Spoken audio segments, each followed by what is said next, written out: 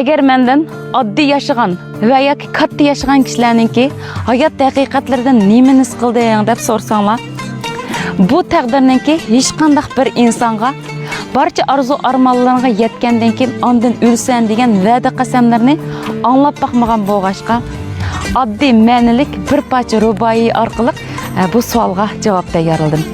Her birinlarniki her bir kunniki meni xotirjam ahamiyatga o'tishini umid qilma.